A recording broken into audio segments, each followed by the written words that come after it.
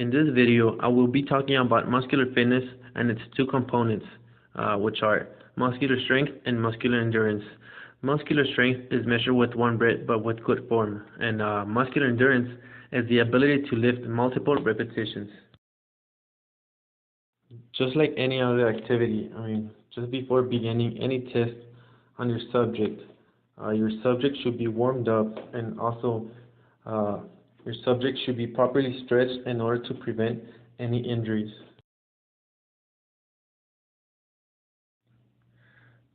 In order to determine the 1 RM, the 1 RM needs to be done within 4 trials. Also, keep in mind a rest period of about 3 to 5 minutes between trials. Then you will select the initial weight that you might think might be around 50 to 70% of your total capacity. Then the weight will be added gradually between 2.5 kilograms and 20 kilograms every time. And also this will be done until you can no longer complete a repetition. Also, all repetitions should be done at the same speed and momentum and range of motion, and this is to maintain consistency. Then the final weight that is recorded will be your 1 RM. Now you want to go ahead and do the submaximal test, and first you want to start off between 50 to 70% of your 1 RM. So since the formula is for 2 to 10 reps, and the subject does 8 and then says they can't lift anymore,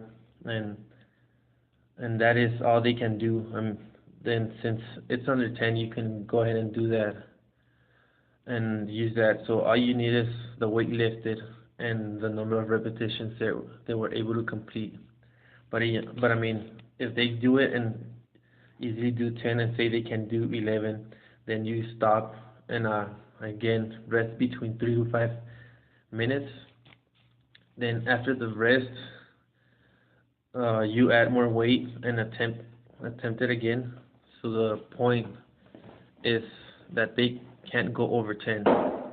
Like I mentioned earlier, you have to do between 2 to 10 reps, and if you go attempt it again and overestimate it and can only do 4, then that is it, and you can use this weight.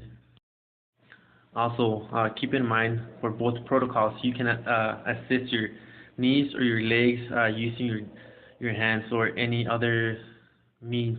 If this happens, you just go ahead and terminate the test. For the push-up test, you will ensure your back is straight and your hands will be shoulder width apart.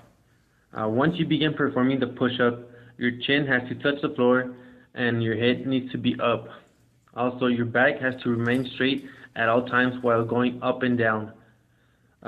Also, the push-up test, it is not timed, but it is scored until the person cannot do any more push-ups.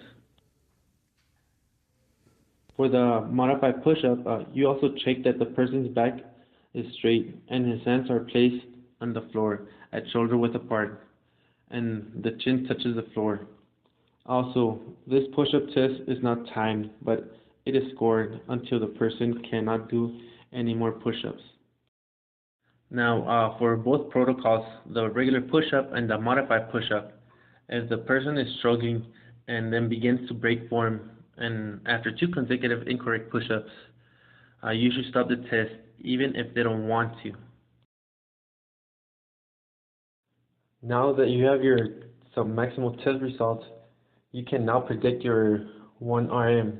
And in order to do this, you will divide the weight you lifted by 1.027 minus 0.0278x, and x, it's going to be the number of reps you performed.